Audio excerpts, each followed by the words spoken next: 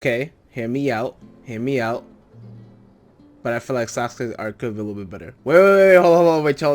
Wait, relax. And I'm more or less talking about his ending more than his beginnings or his end, because I do love the beginnings of Sasuke in his arc. I guess we'll talk about like somewhat of a positive before I get into it, of like how he is obviously the last one of his village. He has a really important goal of wanting to kill his brother, as well as not knowing more reasons why, and then more revelations come up of it, and what does he actually think of what he's doing? Is it right?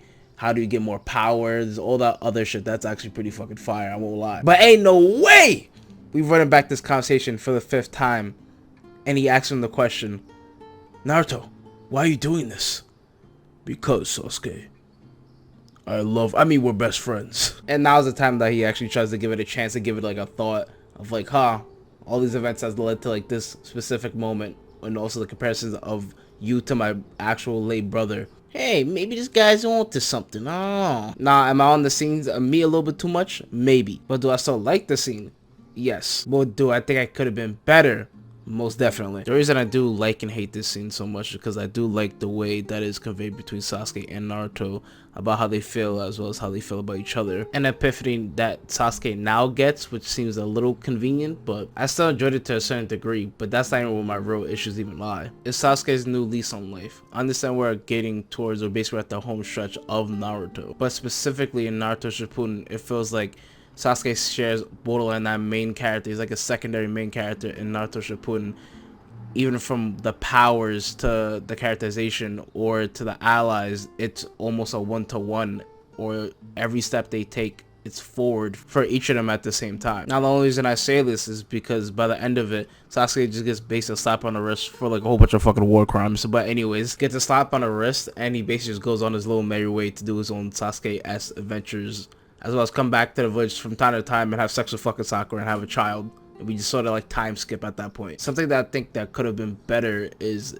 that Sasuke goes on his merry way, and instead of us time skipping, we have like some type of last final arc of Sasuke. Obviously, he'll have like a villain or the cases to fight, but mainly Sasuke going and roaming through the ninja world, and we get a big insight into his mind and his mindscape of like, what is going on? Does he feel withdrawals or doubts about his decision making, as well as all the stuff that's happened to him in his life to this specific point, with like a more in detail explanation in his mind and like the mindscape of Sasuke himself, and having that be like the real main focus of the whole thing. But all this really make me sort of think about Vinland Saga at the same time, with Thorfinn and Sasuke, and how really vengeance really consumed them and made them lead down a pathway of terrible decisions, but also at the same time realizing that it's not over and they still have the whole bulk of their life to look forward to it. We'll be quickly going over Vinland Saga, but not spoiling so much, because I definitely want you to go ahead and give it a chance to read it.